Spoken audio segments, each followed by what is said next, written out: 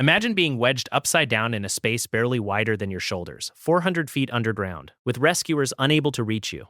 That was the reality for John Edward Jones in 2009, and what happened to him is just one of several cave deaths that will haunt you. These aren't quick accidents. We're talking about hours, sometimes days of suffering, in the most claustrophobic conditions imaginable. November 24th, 2009, John Jones was a 26-year-old medical student, a father, and by all accounts, a genuinely good guy spending Thanksgiving in Utah with family. He and his brother, along with a group of friends, decided to explore Nutty Putty Cave. They were looking for a section called the Birth Canal, one of the tightest squeezes in the entire cave system.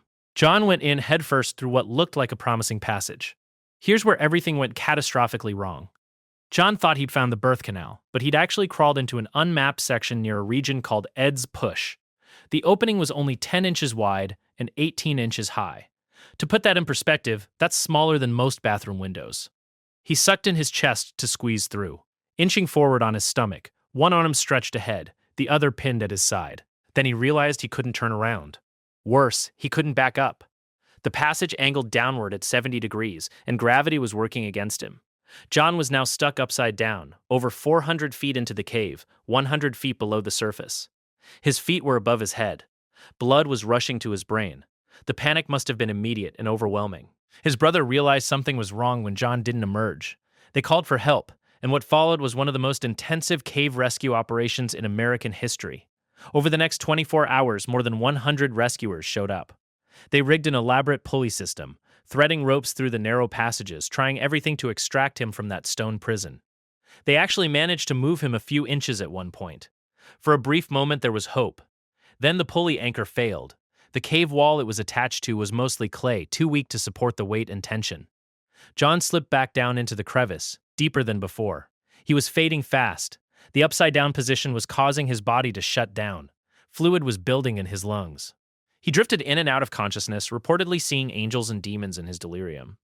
Rescuers kept talking to him, keeping him engaged, but they knew the clock was running out. 27 hours after John first entered that passage, just before midnight on the day before Thanksgiving, his heart stopped. He died right there, wedged in that impossible space, while rescuers helplessly listened from above. But here's what makes this even more devastating. The rescue team had to make an impossible decision about what came next, and what they ultimately chose would seal John's fate in the most permanent way imaginable. They decided retrieving his body was too dangerous. Any attempt would risk more lives, potentially creating more victims in that same hellish passage. So John's family made an agonizing choice. They agreed to seal the cave permanently, with John's body inside. Explosives collapsed the ceiling of Ed's Push, entombing him forever in the place where he died. Concrete was poured into every entrance to Nutty Putty Cave. John Edward Jones remains there to this day, a permanent grave marker in limestone and darkness. But at least John's family knew where he was. That's more than can be said for what happened at Mossdale Caverns in 1967, where 6 young cavers faced something arguably worse than being trapped alone. June 24th, 1967. 6 experienced cavers descended into Mossdale Caverns in Yorkshire, England, chasing the ultimate challenge. This wasn't some tourist attraction. Mossdale penetrates nearly 2 miles into the earth, a labyrinth of passages so tight you're crawling on your stomach through gaps between rocks. A stream called Mossdale Beck flows through the system, normally just a trickle. The group pushed deeper and deeper, over a mile underground, squeezing through restrictions, navigating by headlamp. What they didn't know was that a massive rainstorm had begun on the surface. Within hours, Mossdale Beck transformed from a gentle stream into a raging underground river. The water surged through the cave system with terrifying speed, and by the time they heard it coming, escape was already impossible. They were trapped behind 2 miles of flooded tunnel. 5 of them clustered together in a small air pocket as the water rose. One caver, smaller than the others, managed to wedge himself into a tiny crack near the ceiling. There was only room for one person. He had to listen to his 5 friends drown below him, their screams echoing off stone walls. He stayed in that crack for 6 days, alone in absolute darkness, before rescue teams finally reached him. But it was too late. Hypothermia had already killed him. All 6 bodies were eventually recovered. But imagine being that one man, surviving just long enough to know you'd watched everyone die and that you'd be joining them anyway. These deaths share something beyond the obvious horror. They're all preventable, the result of underestimating what caves actually are. Not adventure playgrounds or Instagram backdrops, but geological systems that don't care about your experience level or your equipment or how carefully you planned. John Jones was an experienced caver. The Mossdale group were experts, Didn't matter, the cave won anyway. Nutty Putty remained sealed for years as a memorial, but vandals kept trying to break in. In 2019, the property owner permanently blocked all access points with additional concrete and boulders. John's grave is now protected by tons of rock, and the memory of what happens when you push into spaces the human body was never meant to occupy. That's what these stories really teach us.